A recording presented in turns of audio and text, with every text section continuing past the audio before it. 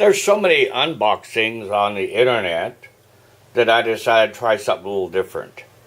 This is a D-Lake 890L/R.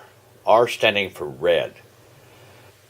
My understanding is they do have black ones. I have not seen one on the store shelf, but I've seen pictures of black ones. Red's okay, but it doesn't quite match a lot of people's decor. But I'd like to give you some information about what I have found out. It works rather well. The one downside that I find is that the lease time for an IP is 7 days. You cannot change it to longer. You can change it to shorter, but not longer. And at times, sometimes the lease will time out on you, and your computer will go offline for a minute or two until it releases. Once it gets an IP again, you're good to go. The only thing that I find irritating is that when you might be streaming a video or doing something on the internet, all of a sudden you lose connectivity. That's no fun. My understanding is you can put DDWORT, which is a third-party firmware, on this, but I understand there's some issues with that as well. And until I read otherwise, I have not and probably would not do that. This has 3 radios in it, 2 5.8 gigahertz radios, and 1 2.4.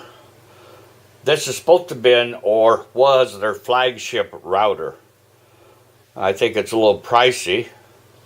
Has a 1 gigahertz processor in it, and 4 gigabit network ports, and 1 gigabit modem port, and 2 USBs. One is a USB 3.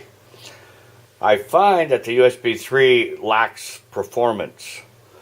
It doesn't run very fast. I can only get about maximum 30 megabyte transfer rate when I plug in an external USB drive. And the USB drive is a 3. The 5.8 gigahertz works rather well, I have to admit. It's powerful. It reaches my whole place, even outside. So I have no complaints with the Wi-Fi. I just have complaints with the lease time on the IP addresses.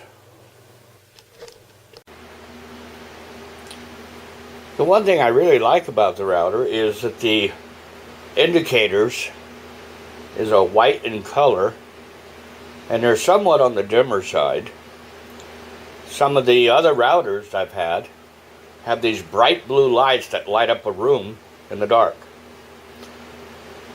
And since these lights are on the top side of the router, they don't blind you if you're trying to look at it or be in the same room with it exposed.